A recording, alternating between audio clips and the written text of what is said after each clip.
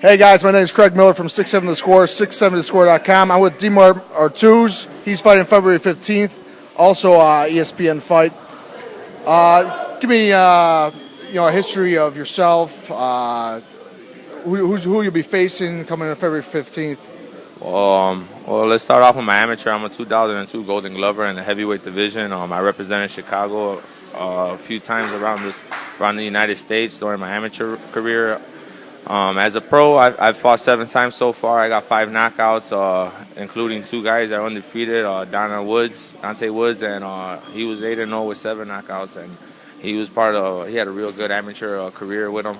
And also Terry Martin was 5-0 with 5 knockouts. I ended up putting him down in the 3rd round, and then I recently fought in December in Waterloo, Iowa. Against Donnie Davis, I took him out in the 1st round. So now I'm looking to fight this kid named Paul Parker.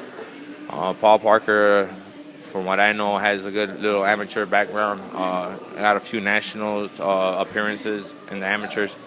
Well, get ready for everybody the same way. Everybody's a champion in my eyes, and it's me or him, and it's never going to be me. I'll tell you that right now.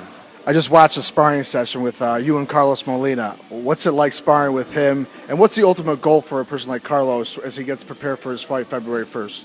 Well, Carlos, he picks out a few people that actually, when you're sparring, you go to what's the advantage point of fighters.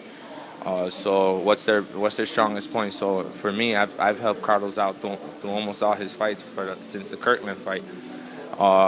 Been helping out. I'm more the strength guy. I'm more the bully. I go in there and I have a very awkward style. So does Carlos. Carlos uses angles that, especially when you're fighting in southpaw, he loses you right away, and it's really hard to keep him in front of you. He goes down a lot, and it's like it's him. Sometimes you just swing in that air with him, but for me, I just try to maintain the pressure on him, and I try to corner him into the corners and stuff like that. With me, I'm also working on my movements and on my defense. When Carlos is a very, very good counter puncher.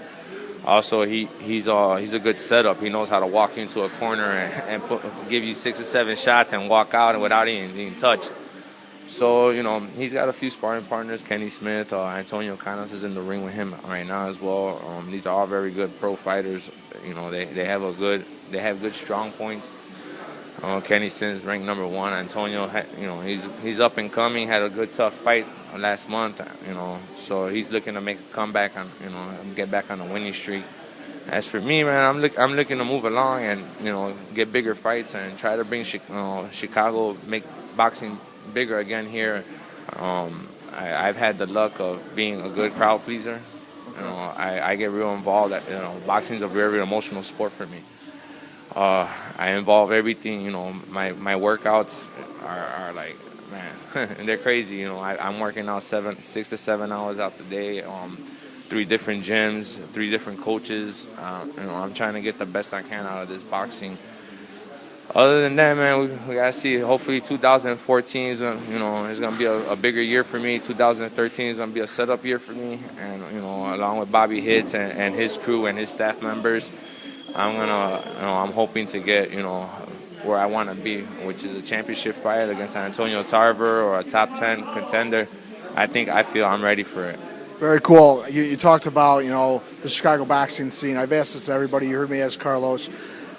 What is the reason why it's so under the radar? I mean, there's no exposure through the newspaper, the radio, TV. I'm trying to do that with 6-7 The Score. Give me your opinion on why we don't see enough coverage in the sport of boxing, especially here in Chicago. Well, a lot has to do with that. Social media actually, attacks like basketball, bigger names. As to be a pro in boxing in Chicago now, boxing is not that big here because one, promoters sometimes have difficulties promoting. A lot of the fighters, a lot of the promoters depend on fighters' fan base attendance. So if I can only bring 100 and all the other fighters can bring a few hundred, then that's how they fill it out. I think Chicago could be a real big town. We have like 7 million people. I mean, we should have boxing matches every other weekend or so.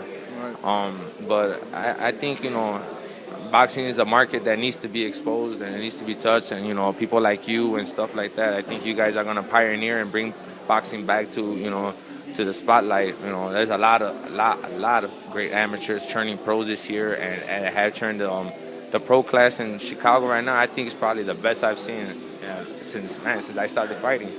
So you know, you don't really have opponents here right now. You have people that actually have a chance to make it up there and have the goal. You know, and a lot of them have the intensity and they have the will.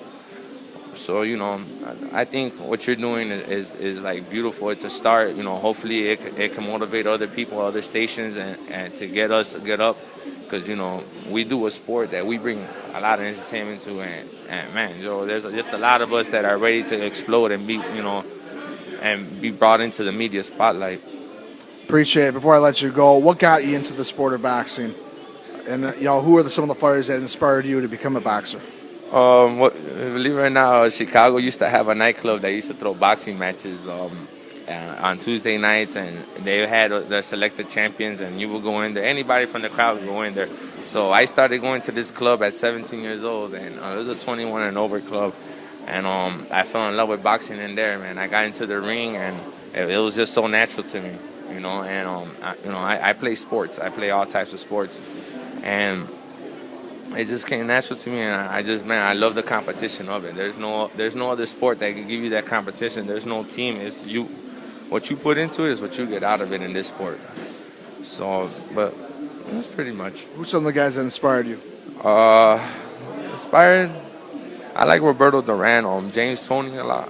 I like James Toney, Tyson's head movement. You know, there's a lot of greats that you sit down and you watch and you try to imitate. It's like basketball, like when you're practicing, you're doing the countdown 3, 4, 4, 3, 2, and you're trying to shoot, trying to be like Jordan. Same thing here. We're hitting the bags. Our basket's the bag, and we're trying to imitate punches. We're trying to imitate certain moves. So it's almost the same thing. But yeah, I would say James Toney and Roberto Duran are probably two fighters that I try to imitate a lot. Very cool, man. Dimar, good luck. February 15th. Thanks a lot, Greg.